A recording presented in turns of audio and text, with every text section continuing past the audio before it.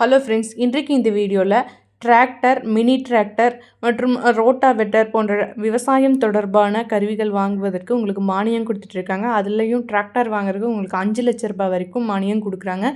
இது யார் யாருக்கெல்லாம் கிடைக்கும், இதுக்கு என்னென்ன எலிஜிபிலிட்டி, என்ன டாக்குமெண்ட்ஸ் வேணும், எங்கே போய் அப்ளை பண்ணுறது, அதை பற்றி டீட்டெயிலாக பார்க்கலாம். இந்தியா ஒரு விவசாய நாடு மற்றும் இந்திய விவசாயிகளுக்காக வசதியாக இந்திய அரசு பல்வேறு மானியங்களை வழங்குகிறது.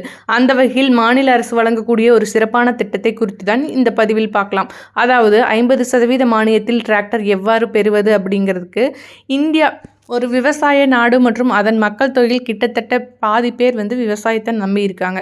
இப்படிப்பட்ட சூழ்நிலையில் விவசாய சகோதரர்கள் தங்கள் வயல் பயிர்களுக்கு மட்டும் செலவு செய்யாமல் விவசாய உபகரணங்கள் செலவழிக்கும் வேண்டியது இருக்குது. விவசாயிகள் பயன்படுத்தி வரும் முக்கிய விவசாய உபகரணங்களில் டிராக்டரும் ஒன்று.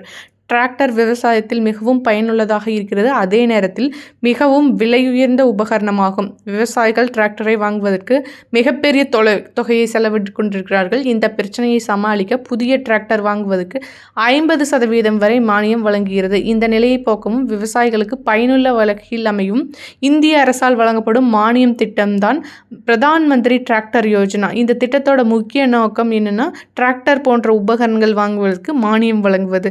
இந்த திட்டத்தின் உதவியுடன் விவசாயிகள் மானிய விலையில் விவசாய உபகரணங்களை வாங்க முடியும். இது விவசாயிகளுக்கு மிக குறைந்த தொகையில் விவசாய உபகரணங்களை வாங்க உதவும். மேலும் இந்த திட்டத்தில் விவசாயிகளுக்கு சிறந்த வருமான வாய்ப்புகளுக்கும் வழிவகுக்கும்.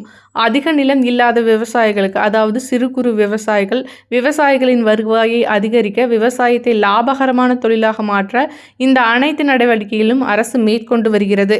இதற்கான தகுதிகள் என்ன அப்படின்னு பார்த்தீங்கன்னா, விண்ணப்பதாரர் இந்திய குடிமகனாக இருக்க வேண்டும். 7 ஆண்டுகளில் விண்ணப்பிக்கும் விவசாயிகள் எந்த டிராக்டரும் வாங்கியிருக்க கூடாது. விண்ணப்பதாரரின் பெயரில் நிலம் இருக்க வேண்டும். டிராக்டருக்கு ஒரு முறை மட்டுமே மானியம் வழங்கப்படும்.